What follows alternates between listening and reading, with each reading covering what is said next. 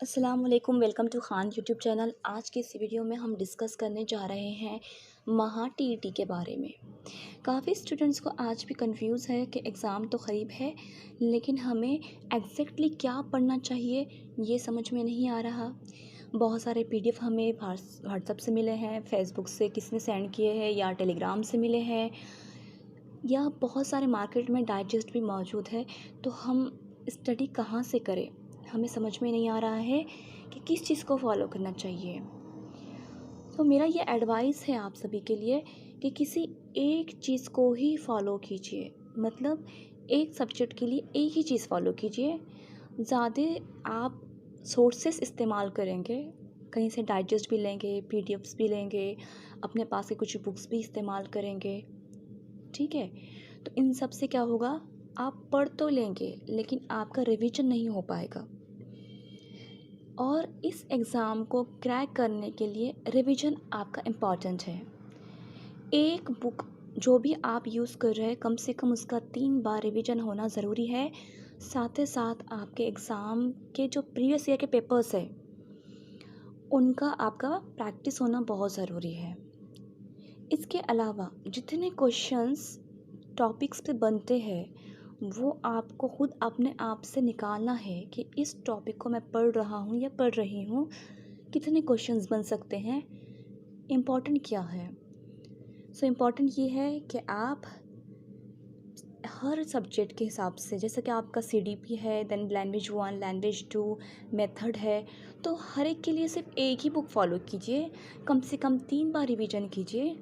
Previous year जो papers है उसको सॉल्व करने की कोशिश कीजिए। साथ ही साथ जितने क्वेश्चंस मैक्सिमम बनते हैं एक टॉपिक के ऊपर, वो बना के आप रख के उस पर प्रैक्टिस करो कि मैंने क्वेश्चन बनाया है, इसके आंसर क्या है। और दूसरों से भी शेयर कीजिए उसे, ताकि अदर स्टूडेंट को भी उससे फ़ायदा हो।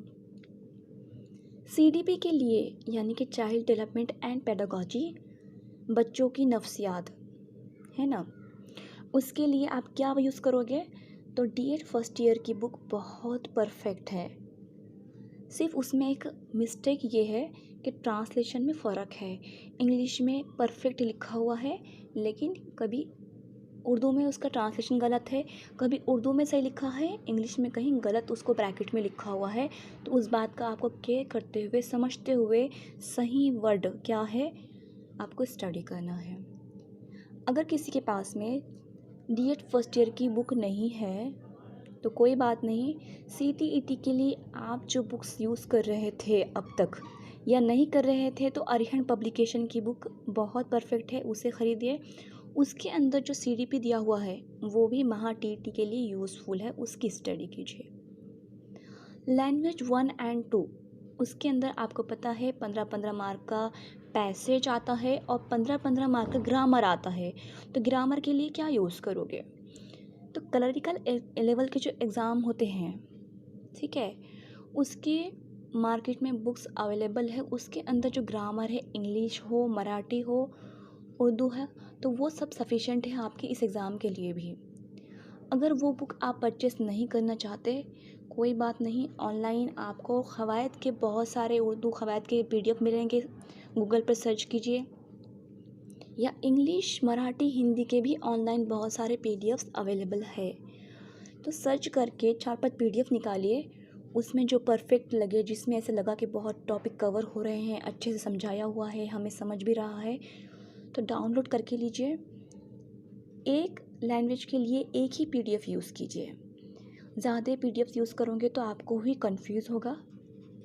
तो परफेक्ट एक पीडीएफ सर्च करके निकालना है आपको, उसी को स्टडी करना है। या आपके पास में ग्रामर की कोई बुक्स है, जैसा कि तरक्की तालीम पब्लिकेशन की एक इंग्लिश ग्रामर की बुक बहुत अच्छी है, मुकम्मिल इंग्लिश ग्रामर, उसे भी आप इंग्लिश के लिए फ़ॉलो कर सकते हैं। विद्या भारती पब्लिकेशन की बुक है क्लरिकल लेवल एग्ज़ाम की, तो उसके अंदर हिंदी और मराठी ग्रामर बहुत अच्छा दिया हुआ है, उसे यूज़ कीजिए।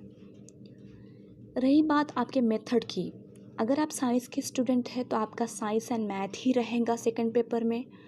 और अगर आप आर्ट्स फैकल्टी के हैं या कॉमर्स के हैं, तो कॉमर्स वाले साइंस एंड मैथ भी ले सकते हैं या सोशल साइंस ले सकते हैं, उनके लिए ऑप्शन एक्सेप्शनल है। लेकिन जो आर्ट्स फैकल्टी के स्टूडेंट्स हैं उनको सोशल साइंस ही लेना था, तो उस हिसाब से आप बुक्स कौन से फॉलो करेंगे? तो साइंस वाले साइंस एंड मैथ के फॉलो करेंगे और आर्ट्स वाले सोशल साइंस के books history, geography, civics and economics, तारीख, जुग्राफिया, शहरियत एंड माशियात, ये बुक्स यूज़ करेंगे सेकेंड पेपर के लिए। फर्स्ट पेपर के लिए क्या करेंगे? तो फर्स्ट पेपर आप सभी को पता है, चाहे आपका साइंस हो या आर्ट्स हो, ईवीएस एंड मैथ कंपलसरी है, दोनों भी फील्ड्स के लोगों के लिए और कॉमर्स वालों के लिए भी, ठीक है।